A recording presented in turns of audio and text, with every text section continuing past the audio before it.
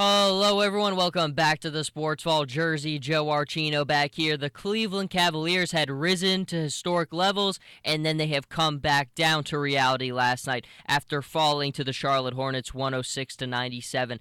And, I think a lot of praise had been given to Tyronn Lue a little bit too quickly. I really thought, you had to give it 10 games before you could really start to give him praise, and there was a lot of people.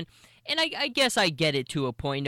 What he did in that 5-game span, the first time in LeBron's career that his team had scored 110 points in those 5 consecutive games, is impressive. But, at the same time, it's still very early under the Tyronn Lue. And I think the next thing that you have to look at is, how is he going to correct this team to play better from behind? The 2 losses that they have suffered under him, they have massively struggled when the other team has built up a little bit of a lead playing back. You could just tell there's some frustration there. They stopped moving as well. Everything kind of seemed to stop. Everything that they had done so well, whenever somebody was on the floor during that 5-game winning streak, everybody was constantly moving. The ball was moving perfectly. It was really just perfect technical basketball. And they went away from that last night against the Hornets. Now, I'll be honest, when I saw Kemba Walker wasn't going to be playing in this game, I said, we'll continue the 110 points. They're going to get another one here, but that did not happen, and Jeremy Lin certainly played a scrappy game like he's done all season.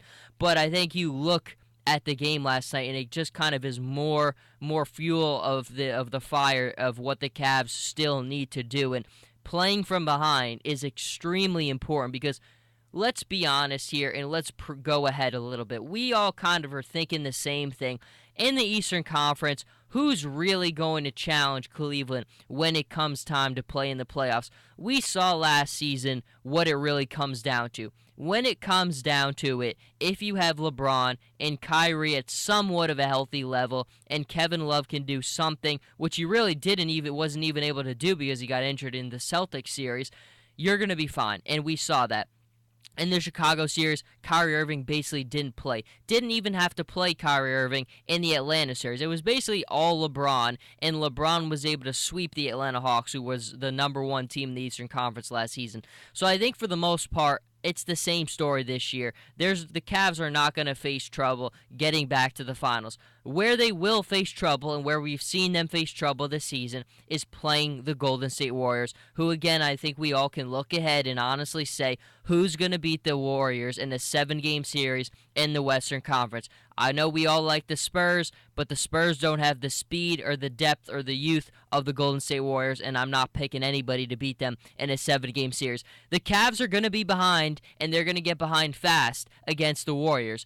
And they've got to learn to play from behind better. It's just they have to. When things start not going well, they can't stop. People just stand around. People aren't moving around as much. It takes effort on every single play, and I think that's something Tyronn Lue was trying to stress to them after they lost to the Bulls his first game, is the effort takes it. You have to have that effort in your tempo every single play. In a series again like the Warriors one, it's going to come down to every possession is going to matter. We saw when LeBron was playing the Pacers, that was historically a team with the Heat that they always struggle with. And Eric Spoelstra always stressed, this is a possession series. You have to make everything count because they're so good defensively. They're going to make us work so hard. If we don't get anything, those possessions are really going to come back and hurt us.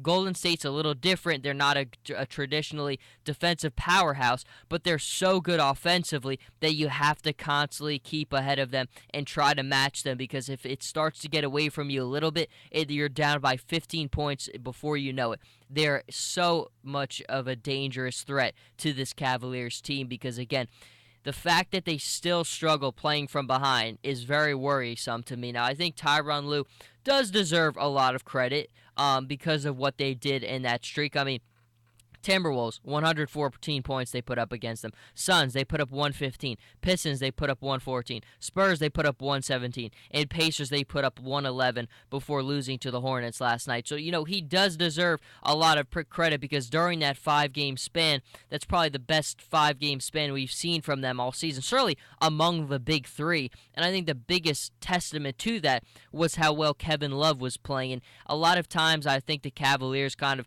got worried and felt they had to force the offense to Kevin Love instead of just letting it naturally come to him. And during that 5-game stretch, they certainly let that happen. They let the offense come to Kevin Love.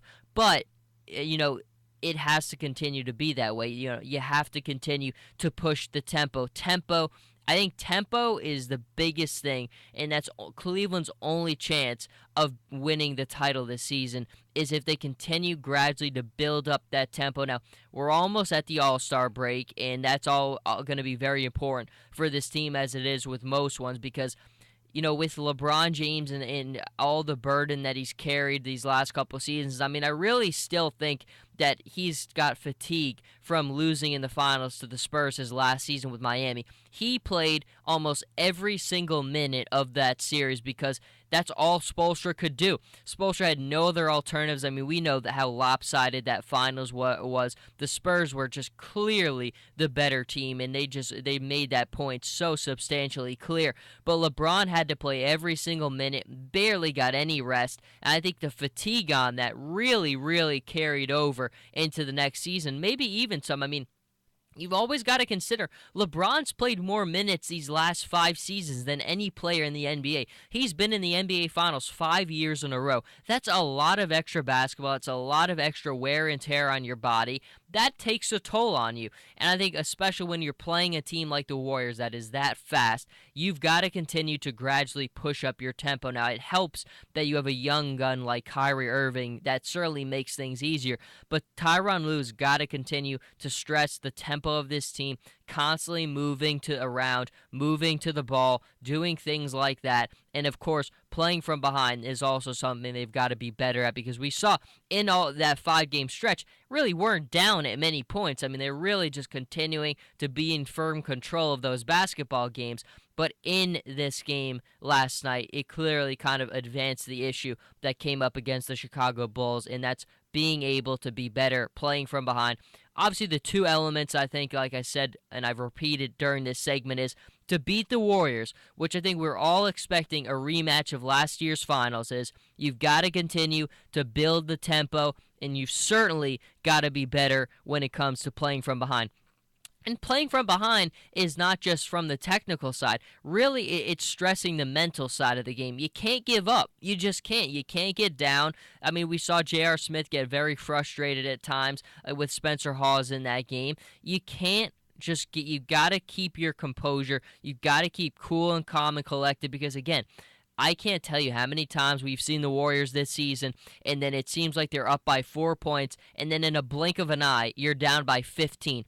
They are the best 3-point shooting team in NBA history, and if you slip up for a second, you're down by 10 points, and it's all over. It's a very difficult team to game plan and match for, but there are things you can do to kind of stem the tide, and we will certainly see if Tyronn Lue can make this team and put them in a position where they can do those things. But until then, Jersey Joe Archino here with the Sports Vault. You can follow me on Twitter at Joe Archino, on Instagram, Jersey_Joe_Archino, and I'll be back very soon.